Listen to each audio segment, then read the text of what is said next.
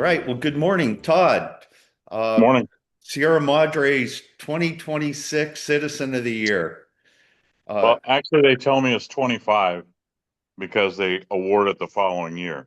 well, I guess they would know. So, yeah. Well, that's what they tell me. I don't know about this stuff. The whole thing has got me sideways. So, Well, first off, congratulations. But perhaps you can just tell us, how did you find out that you were awarded this?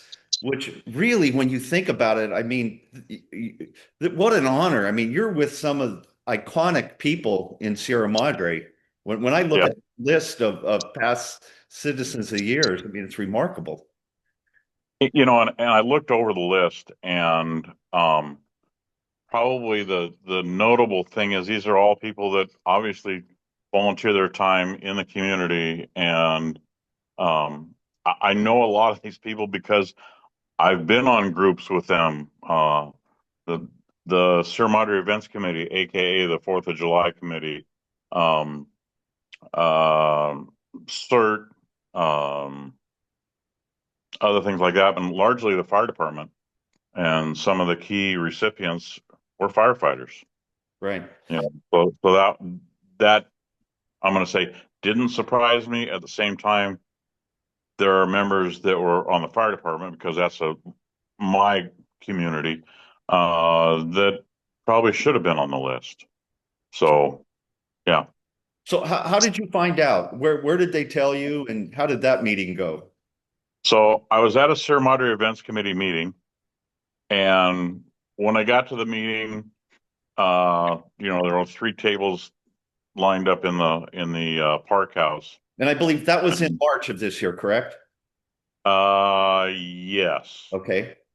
And so I ended up sitting in the middle of these tables on one side and not thinking much about it. And then Rochelle Arizmendi and Chris Semino came in, and they were talking about whatever. And to me, I'm sitting there, it's like, we need to get to business and blah, blah, blah. It's like, because different people come into meetings and say and do different things. And I wasn't paying much attention to it. Well, before I know it, they're talking and walking up to the side of the table, and they're standing behind me. And they said, "Yeah, well, we've been doing this, and for the last 60 years, we've named Citizen of the Year, and this year it's Todd Conrad." And it was surreal because it's like, what are you talking about? And forgive me, but the first thing I said was, "Are you shitting me?" So I, it still doesn't, um, it still doesn't feel quite right because I don't do things. I never have done anything that I thought was out of the ordinary or outside of what we got to do in this community. I've always been very happy to be part of the community. And if I do anything that's significant or changes anything for anybody, I'm just grateful to be able to do it. Right. And so everybody knows Chris Amino is the president of the Chamber of Commerce, and Rochelle Arizmendi is the vice president. Right. Right. Um, and I, And we've been active here in town forever. Obviously, Chris through running public works through the ranks and on up, and then obviously Rochelle being city council and mayor at one point. Mayor, right. And I believe the first Citizen of the Year was awarded in 1966. So I mean we've got a long history, decades of Yeah. awarding this. And like I said, I mean the recipients are just iconic people in Sierra Madre that will always be in the history of Sierra Madre. And the last thing I feel like is iconic. I just that's not. I'm just doing my stuff, you know. Well, So I would say just receive the blessing and um so I think of all the citizens of the years have just been prolific volunteers, and it always seems to me that is really the heart and soul of Sierra Madre is our volunteerism. And I remember as a child growing up in Sierra Madre, the demographics were very different than what they are today. Back then, it was very much a blue collar, working class community, and I would say today, much more professional and more affluent. But back then, it's, if anything needed to get done, whether it was Cub Scouts or Little League or Girl Scouts, uh, Parent Teacher Association, all of those things really relied on the volunteer spirit of Sierra Madre. And that it's still here today. And again, that is the very heart and soul of it. I think of Sierra Madre, but perhaps you could also tell, just your history as a volunteer. I mean, you were decades, if I remember correctly, on the volunteer fire department.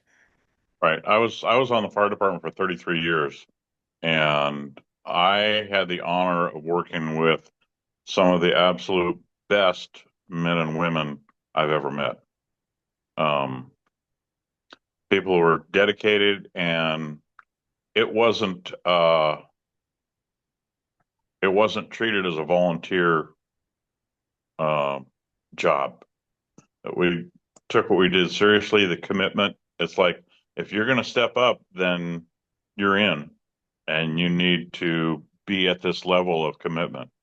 And that's what we did. It was I would call it a lifestyle acceptance or change when I first joined. And so that was that was what we did. It's like, yeah, okay, fit in your work, but when you're not working, we need some help with something, whether it be fighting fire training or community events that the association did. And back when I joined was before the association even um, kind of did a separation of church and state between the fire department and the association, because for years the chief of the fire department was also technically, well, they didn't even talk about the association. There was no quote unquote association at the time. They Everything was fire department. So the chief was effectively the president of the association, and the meetings were, I want to say, commingled. Everything was fire department. We are the fire department. We're that entity. And it wasn't until much later, and I couldn't give you an exact year, but it was with Ed Tracy as chief, and Ed Tracy did a huge amount of work to advance the fire department technically and on a skill base, and worked very hard to get us involved in mutual aid with other cities. So, in that effort, being a chief took so much time and effort that he pushed forward to separate the fire department from the Firemen's Association, just in a logistical and business sense. It was more than he could deal with because of the direction he was taking us, and did a fantastic job of bringing us forward in the fire service. And it worked out well because Bill Messersmith stepped up as association president, and did a fantastic job. So, Yeah, I remember years ago, I'm probably 30 years ago, Ed Tracy took me aside and he made the comment, uh, kind of on the for Ed Tracy, it was like you're either on the Ed Tracy train or you're under it. And, and I can remember too, he would say, we're just kind of keeping this thing together with bubble gum and Band-Aids. And yeah, but you're right. I mean, his organizational skills and his management were really remarkable. And then there were subsequent chiefs too, who really added so much. I think of Roger Lowe and like you said, Messersmith, who, all these people that dedicated so much of their life to our volunteer fire department. And I don't know the real reason, but it seems like as Sierra Madre became more affluent, it became harder for the younger volunteer firefighters to actually be able to afford to live in town. And It's true. Some of it was the financial side of it. And the other thing that uh, compounded that was NFPA standards and our acceptance of so many of those standards to raise the bar that toward the end it was standard that all firefighters had to be EMTs. Well, and that's great aspect, but a number of people that we had were business oriented in their own jobs, as well as being having plenty of skills on the fire ground, but an EMT certification was beyond what they could commit to. And we lost a handful of people to that. But that, along with just the other stack of certifications that we needed, um, at least in what we were trying to meet as far as standards for the fire service for our town. But it made it out of reach for more people. well, and in our volunteer fire department, you guys really saved the town numerous times before we came to a fully paid fire department. And even in last year's fire, I mean, Bartlett did such an amazing job of just protecting the town, and how the canyon where I live didn't go up in flames is just miraculous in itself. But which also reminds me, I remember during that fire, I had neighbors, that left, evacuated and left the city, and they would call me, "Hey, Glenn, can you tell me what's going on?" And you were kind of my go-to phone call. And I can remember calling you, and you go, "You know what? I'm here right now up in the canyon, fully geared with equipment with council member Chris Lowe, actually helping the out of area firefighters that came to protect us." But it's like that's that true volunteer spirit that I believe is really what is the like I say, the heart and soul of Sierra Madre, that people are willing just to do whatever it needs to keep us protected. And for that, thank you so much for doing that, because you know I still have a home. And the morning of the 8th, I didn't think I would. Well, but you didn't leave either, did you?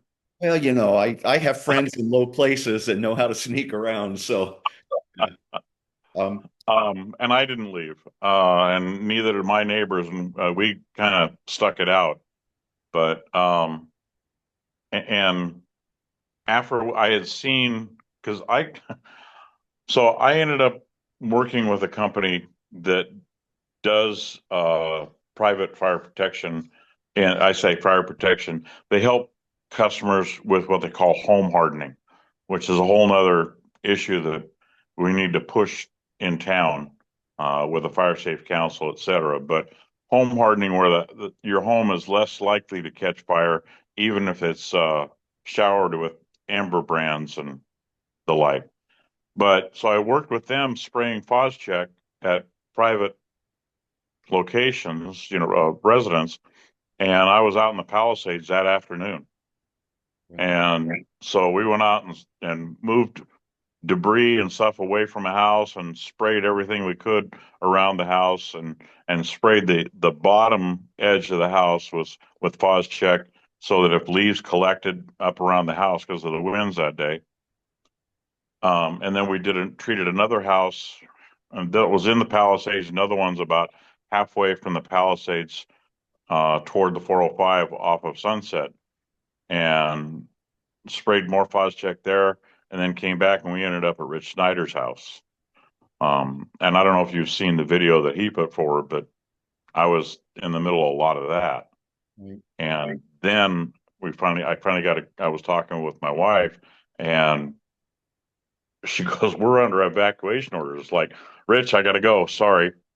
And it had taken well over an hour, but they finally got a couple engines in Rich's neighborhood, and they still lost a couple houses there. So that was.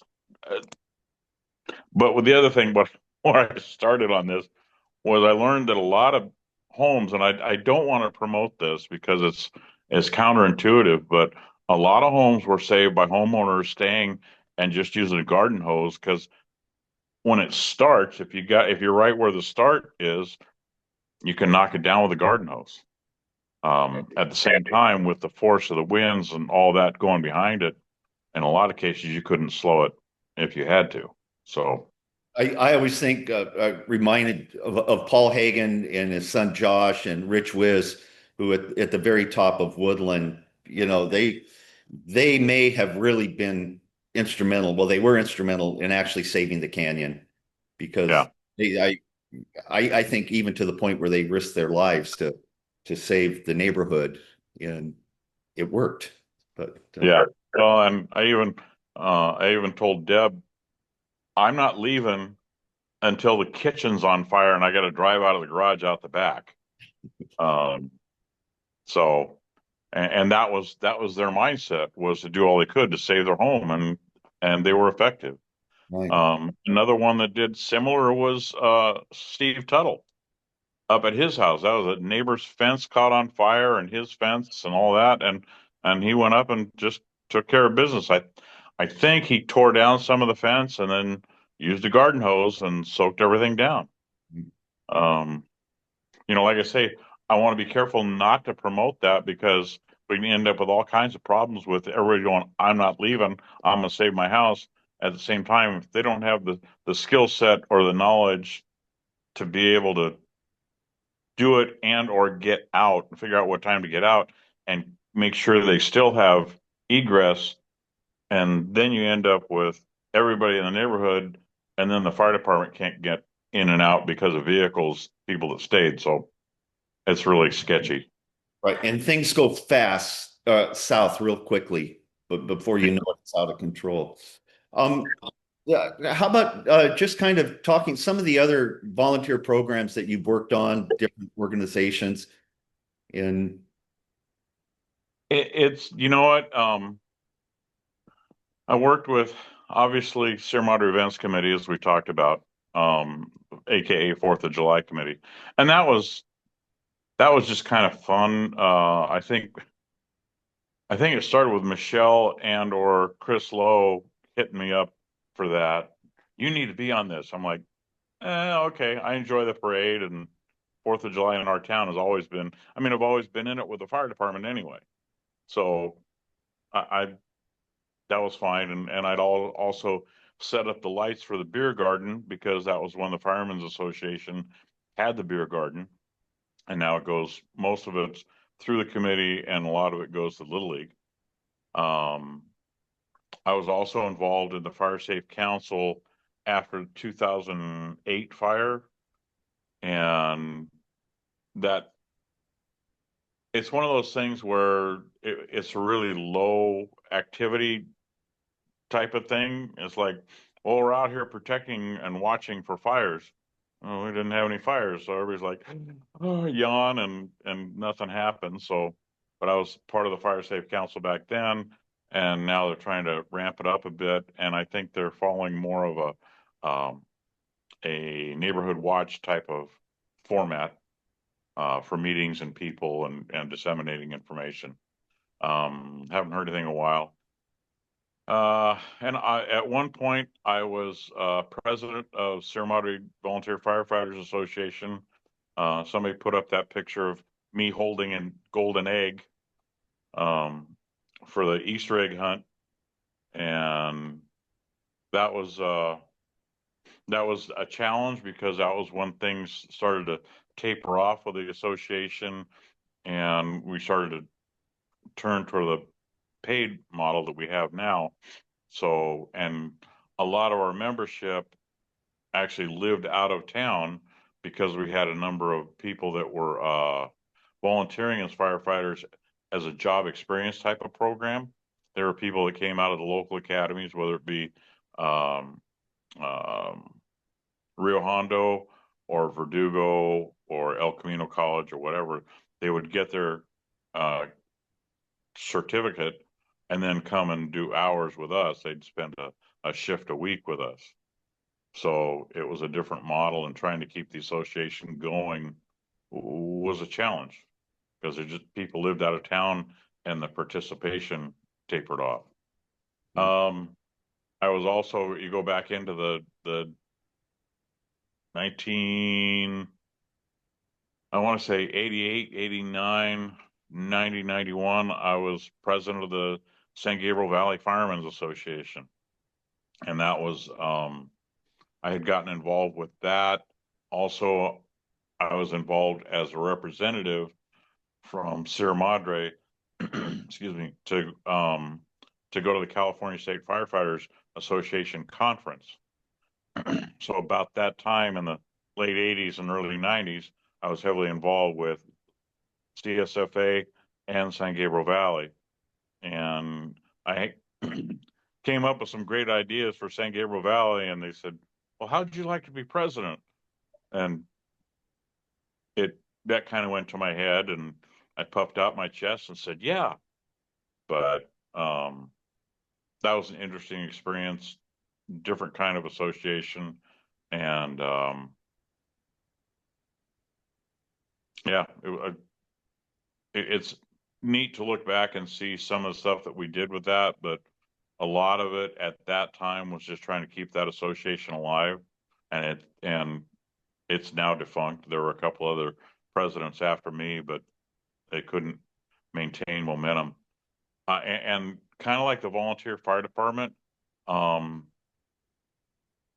life in general is such a challenge anymore, financially and time commitment wise, that associations and things like that um, just aren't a priority because people are trying to stay alive and take care of their family.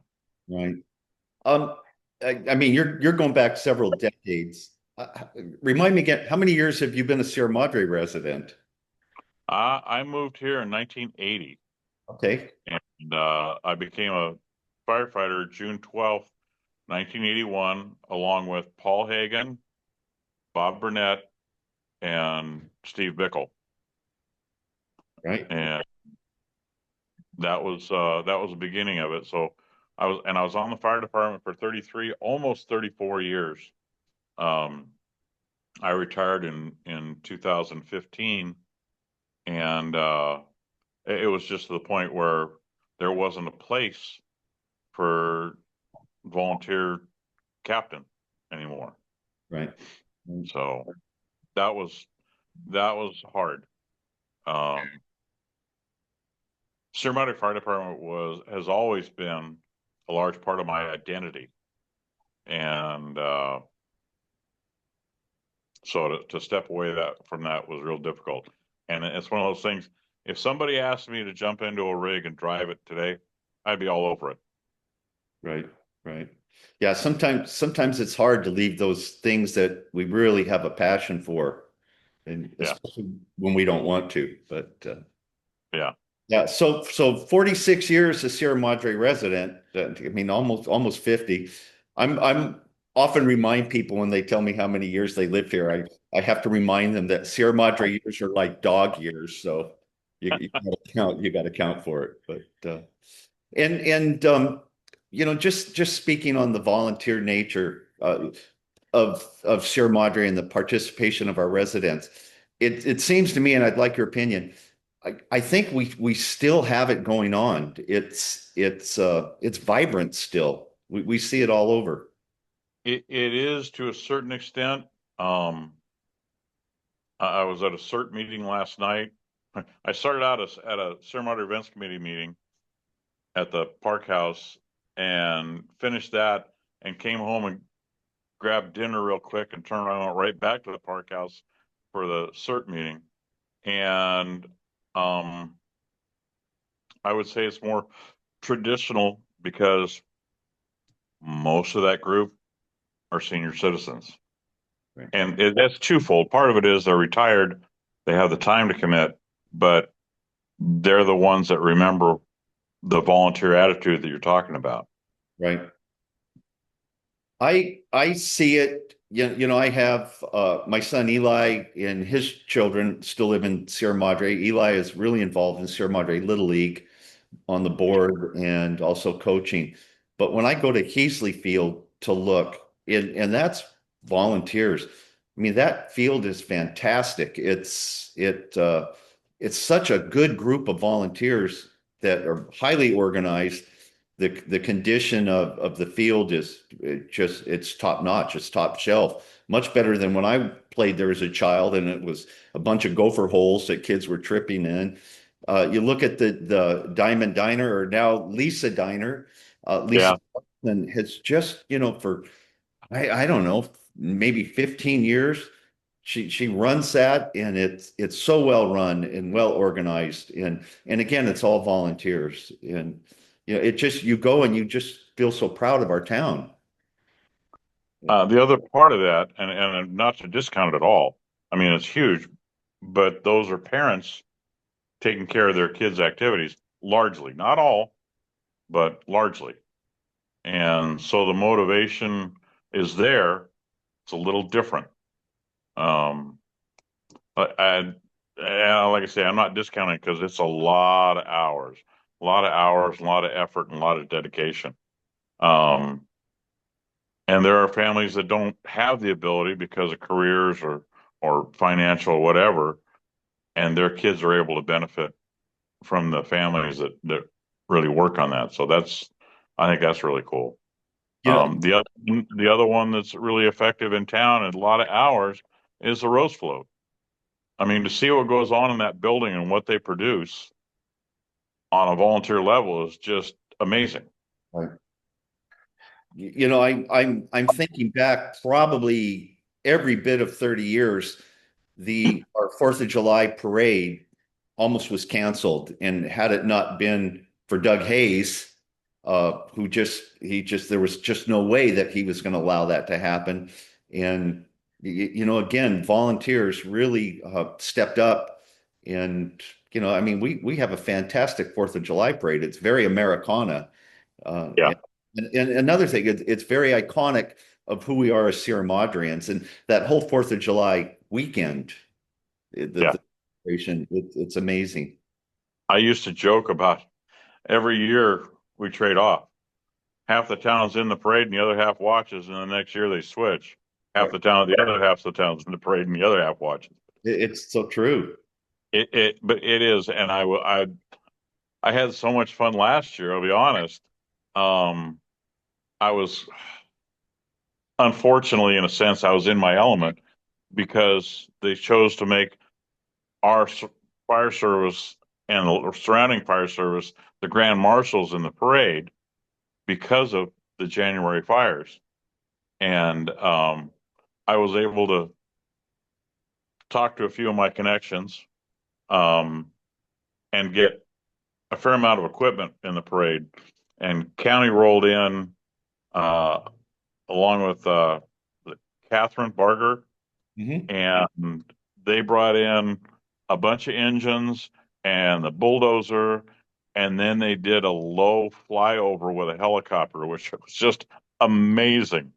And to me, that was so much fun. Right. Uh, that was my payoff for the efforts in Right. that. Right. But um, we've got a lot of support in the surrounding community and the people here in town. And like I say, I was excited the first year I got on in '81. It was less than a month later. I'm on a fire engine in the Rose Parade in the Sierra Madre Fourth of July parade. So, and had been pretty much almost every year since. Well, So, in this July, you'll be, I'm sure, in a car with being honored as the Citizen of the Year.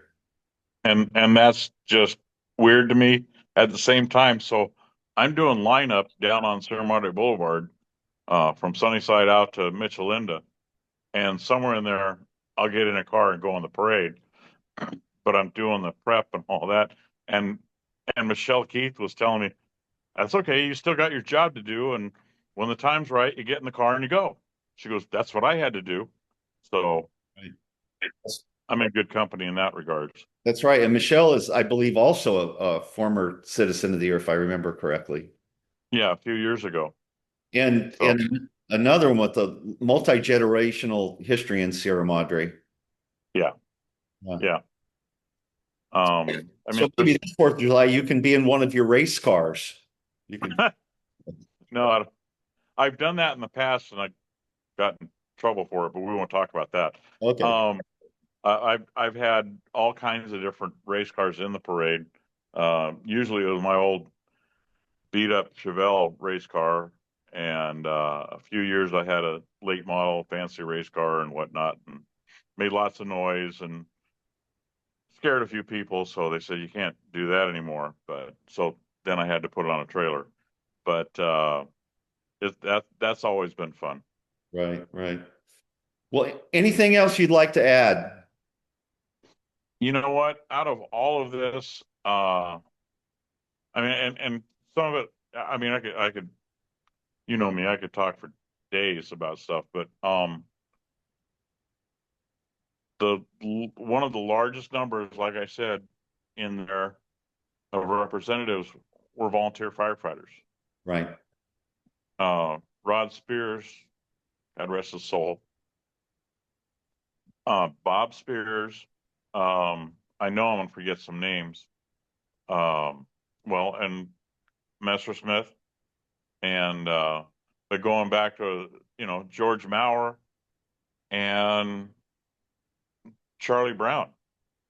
You Yeah. know, talk about a strong and gentle force in the fire department that really brought the fire department forward, along with people like Messer and Bob Spears that did so much in the late 80s or I'm sorry, late 70s and early 80s to bring the fire department forward from where they were then. And then, like I say, Ed Tracy stepped in and bumped it up more, and we made so much progress. And Bob Spears was chief of the fire department for a year, and then Roger Lowe picked it up from there, and brought us forward. Right. Um, and so there's a number of people in my book that should be here before me. I mean, I do what I do, and I'm not. I don't know. I don't look at what I did as anything remarkable other than just when I can, I help. Right. You know, and I have my son Thurman, but he came to us late in my life and late in his life. So I had a lot of time without kids that I had time to do stuff like that. Um, so as I started to say, the only thing I can hope out of all of this is if nothing else, I'd like to inspire people. If I can inspire people to step up and lean in and see things through, um, that's all I could hope for. Right. Yeah. I really, I still don't. I just do what I do. I don't feel deserving of the spotlight, and I don't mean to diminish if you will, the institution of honoring people, but I don't feel deserving. Well, I would say receive the blessing. It's well earned. And you have been an inspiration. And I mean, decades of volunteer service is again, that's what Sierra Madre has always been about. And it's a wonderful community. I'm grateful. It was the community that you know, brought my family from Germany.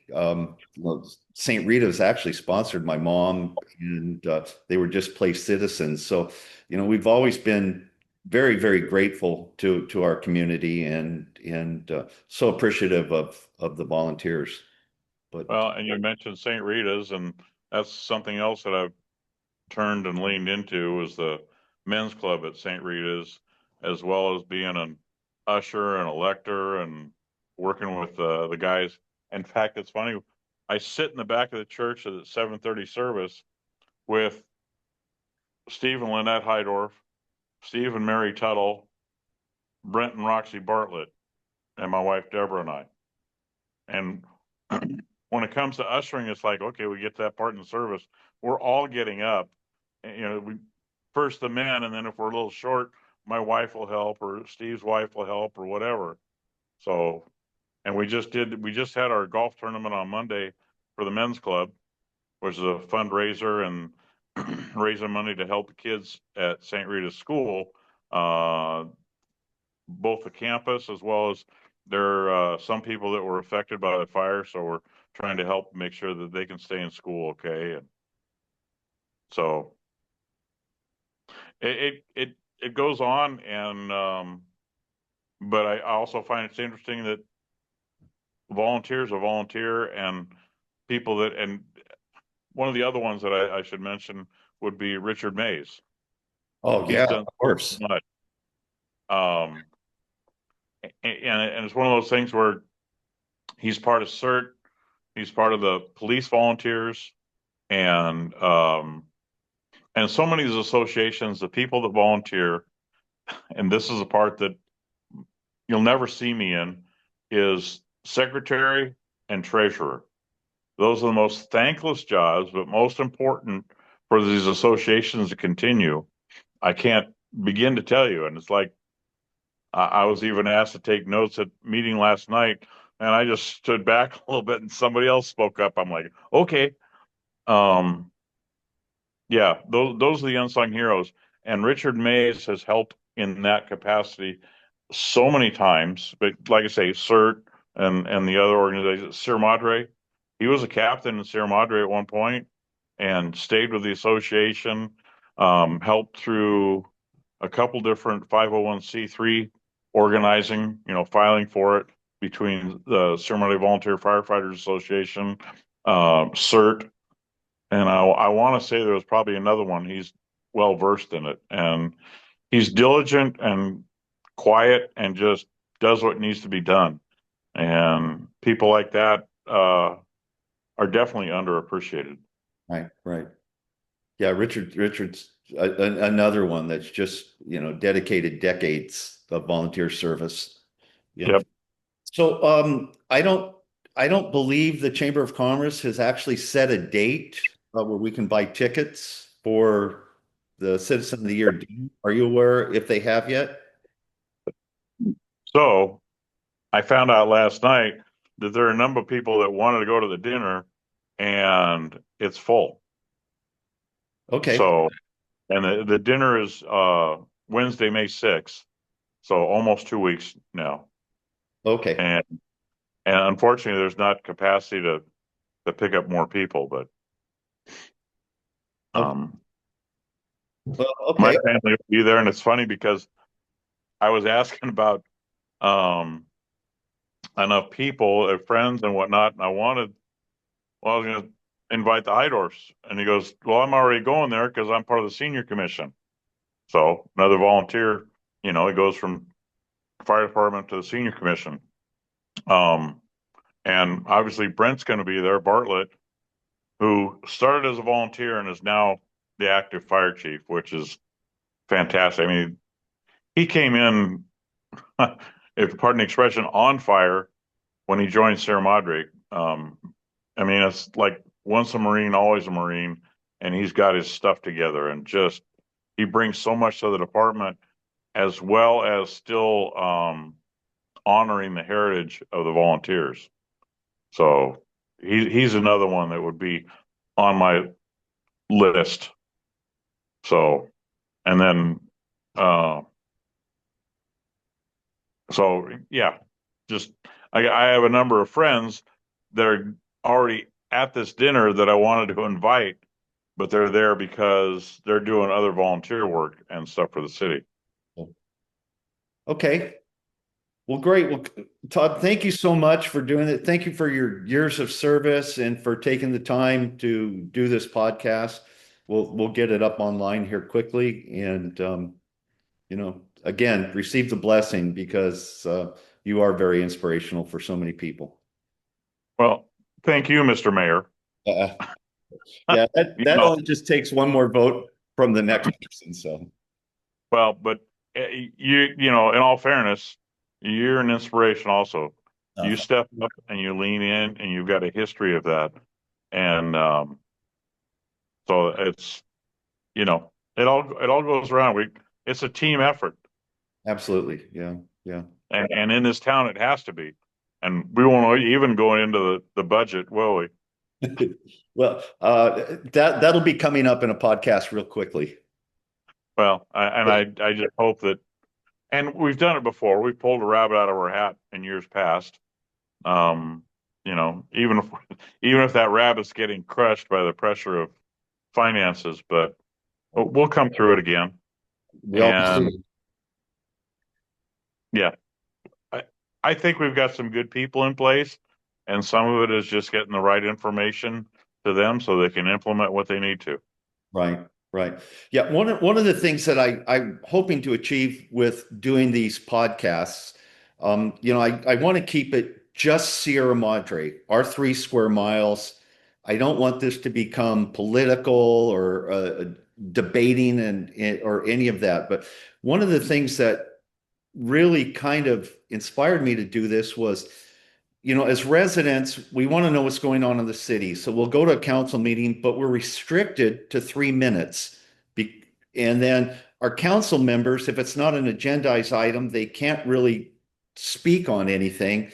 So often what happens, the community, we only get partial information or incomplete, and then we're confused or we don't have a full understanding and we make the wrong decisions. So I was hoping this could actually, in addition to highlighting people like yourself, but is to give our council members or even staff an opportunity to not be restricted by the Brown Act and just talk and say, this is really what's going on, so that the community can get the full picture and a better understanding.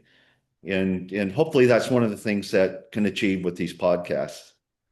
Yeah, I agree. I think that's a good idea because I've always felt that while I understand the honor and meaning of the Brown Act, I think it really ties people's hands and slows business down, especially when you've got multiple things on the table that need to be addressed. And that's what we also end up with, meetings that go till midnight or whatever in order to cover business. It's all a challenge. I don't know. Right. And Susan Henderson does a wonderful job with our local paper, but what, printed news is expensive and we can only get so much each edition. So hopefully with the podcast, I want anybody that has information of value, reach out to me and we'll do something, put it out there, and the residents can look at it and hopefully, have a better understanding of what's happening in the city, how our tax dollars are being spent, and so that we can eliminate some of the misunderstandings or confusion. Right. Yeah, Great. it's some of that stuff is, and a lot of it falls back to the city manager. They get a hot potato handed to them. Here, fix this, and I can't imagine some of it, Right. but And it's way more complex today than say it was 30 years ago. With yeah, state laws, federal laws, and constantly changing, and funding sources being removed from, Sacramento isn't always our friend, and no, so we have to. absolutely. Between, I mean, just the stuff that I experienced at Water and Power between ADUs and solar implementation that they required, and they required the utility to pay for and to inspect and process and all that when we didn't have staffing to do it. Right. And then we had to underwrite so much. So the budgets there went in the dumpster. Right. And we're facing similar sort of things here, even as simple as the ADUs being pushed on us. Right. So, yeah. Okay. Well, again, thank you so much for your dedication to our community and for taking the time today to do this.